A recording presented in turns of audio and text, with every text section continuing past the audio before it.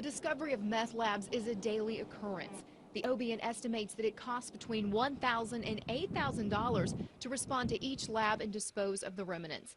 But it's estimated the real cost to taxpayers is closer to $350,000 when you factor in incarceration, prosecution, health care for the suspects, and social services for their children. Although no county is immune, rural areas are being devastated. It's the single #1 most drain that we have on manpower and resources.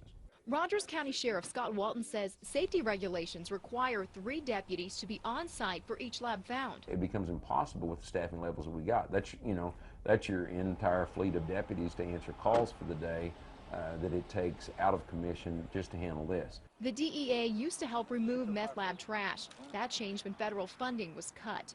In July of this year, the Oklahoma Bureau of Narcotics started its container program, placing about a half dozen of these shipping containers across the state, so departments like Rogers County can transport their lab remnants there.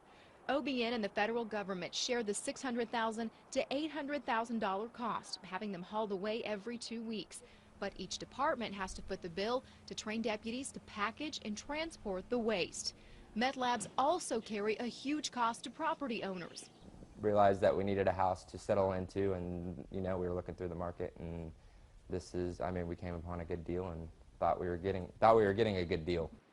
Philip Brotherton and his girlfriend Kara Powell bought this Midtown home when Kara was 7 months pregnant. Didn't take long for them to realize something was wrong. Kara started getting skin irritations. Then a neighbor told them that a meth lab had been busted in their home. Even though the law requires it, they say the seller never disclosed this. We finally had our house, we were getting everything together, everything set up, and we were excited about to start our family, and then we find out that, and we had to move back into my mom's house, live there for a little bit over a month, and so he's a newborn, and we're like staying at my mom's house, and it was just not how we pictured our family starting out. The Brotherton family spent more than $10,000 to make their home safe. That meant replacing all the attic insulation, the kitchen cabinets, and deep cleaning every surface.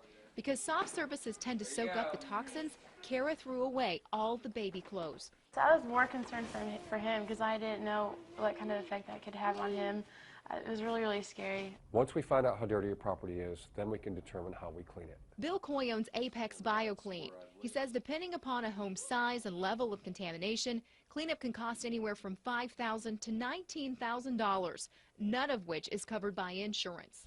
People are just painting these places and encapsulating the contamination, and there's hundreds of homes in Tulsa, I'm sure that this has already happened to. If you do have a property that was busted as a meth lab, you need to have it tested and cleaned properly, and then that way you have your certificate of your fit-for-use document. The Brotherton family learned the hard way. The resources are available to check a property's history. It's public knowledge. You just have to get out there and research and find it yourself.